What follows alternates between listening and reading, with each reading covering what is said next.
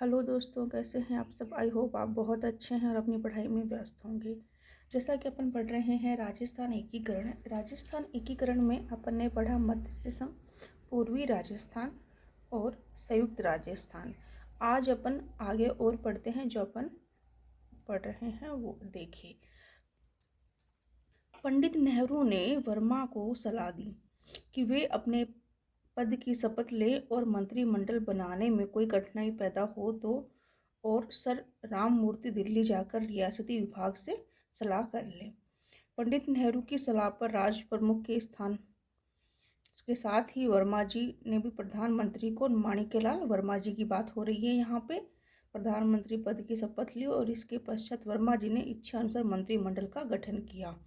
ठीक है, ये किसकी बात हो रही है यहाँ पे? वर्मा जी की, माणिक्यलाल वर्मा की बात हो रही है। अब देखिए, संयुक्त राज्य राजस्थान मंत्रिमंडल केवल कितने माह रहा?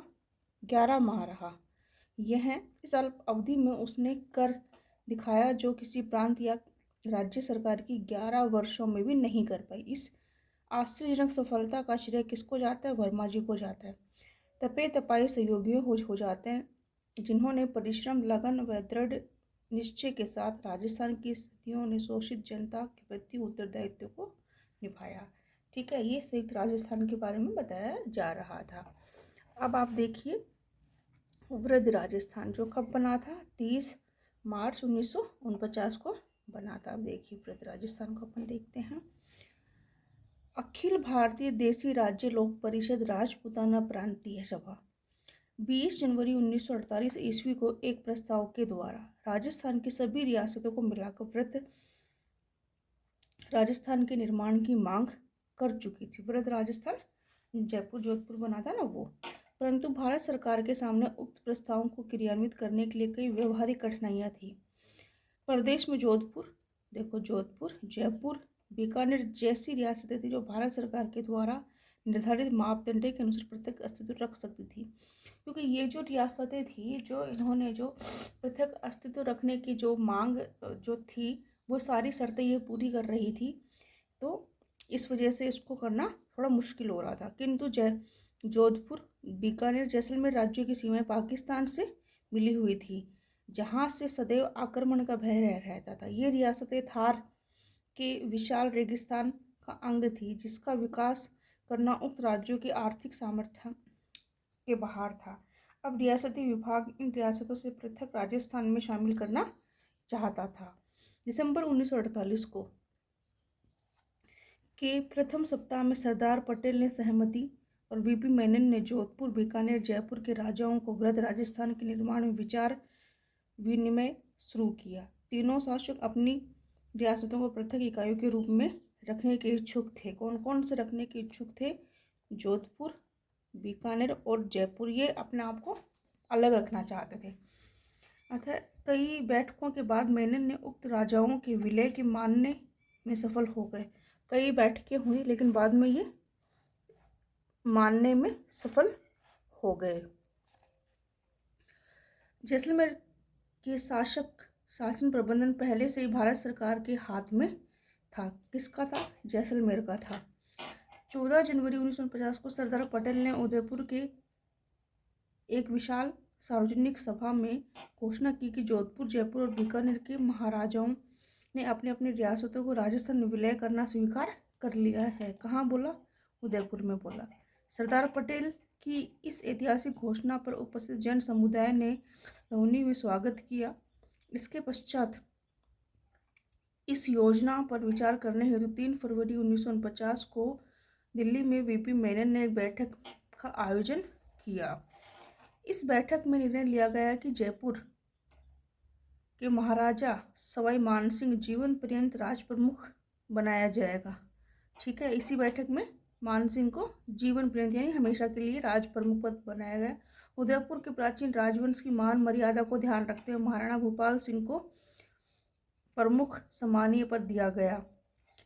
वर्मा इस बैठक में सम्मिलित नहीं हो पाए, पर अगले ही दिन उन्होंने निर्णय पर हस्ताक्षर कर दिए।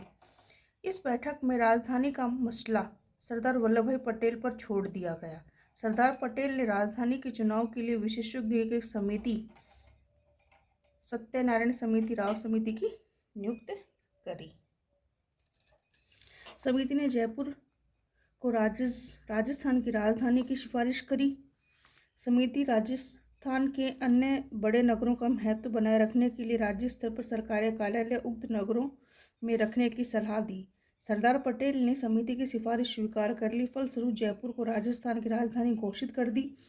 हाईकोर्ट जोधपुर को शिक्षा, बीकानेर को खनिज, कस्टम उदयपुर को और वन सहकारी कोटा को और कृषि उदयपुर में रखने का निर्णय लिया गया। 30 मार्च 1949 को सरदार पटेल के द्वारा वृद्ध राजस्थान विधिवत उद्घाटन किया गया। किसने किया? सरदार पटेल ने 30 मार्च को किया। 30 मार्च को राजस्थान दिवस, जैसा कि कल 19 मार्च थी तो 19 मार्च को राजस्थान दिवस मनाया गया था। तो ये याद रखना, ये करंट का सवाल है क्योंकि चैत्र शुक्ल एकम के दिन मनाया था।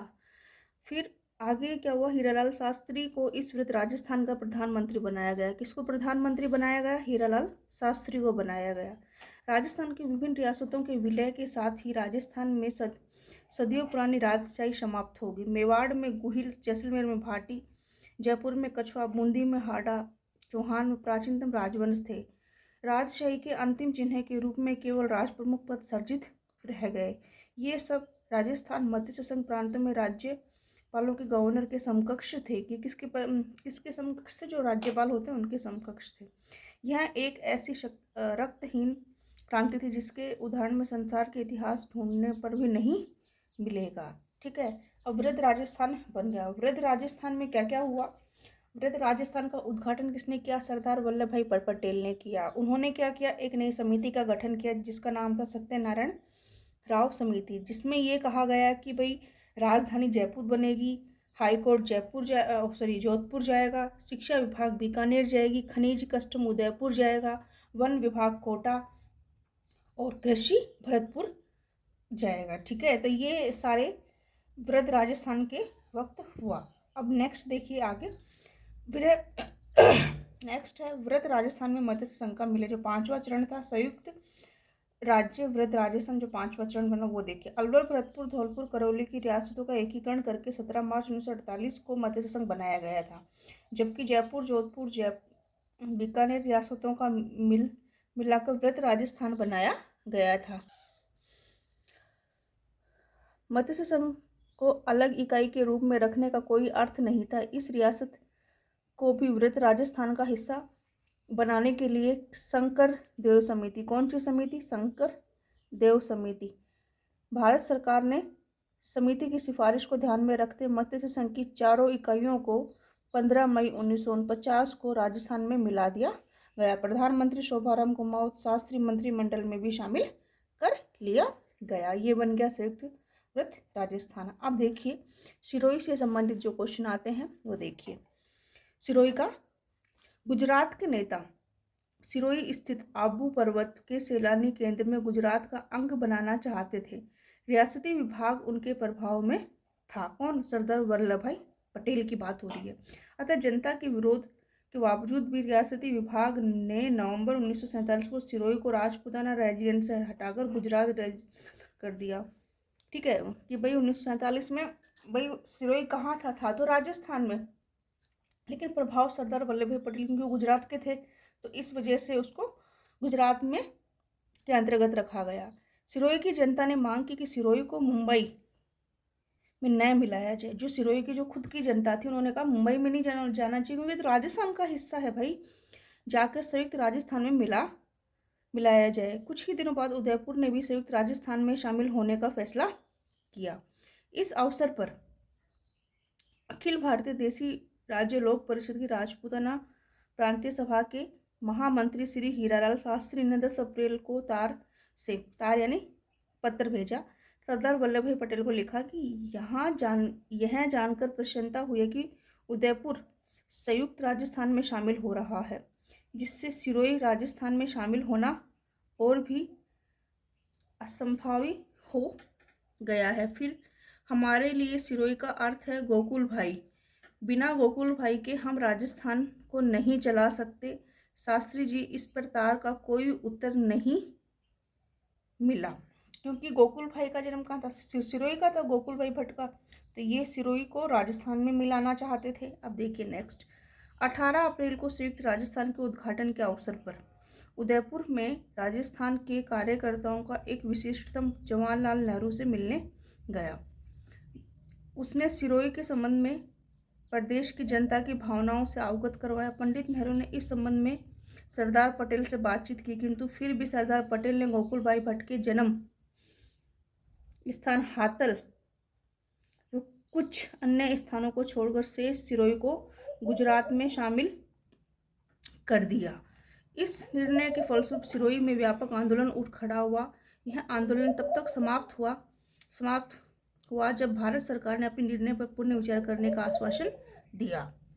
राजस्थान के साथ लिए गए इस अन्याय का निराकरण 1 नवंबर 1956 को हुआ, जबकि राज्य पुनर्गठन आयोग की सिफारिश के आधार पर सिरोही का आबू वाला इलाका पुनः गुजरात से निकालकर राजस्थान में मिलाया गया। फिर है नेक्स्ट, देखिए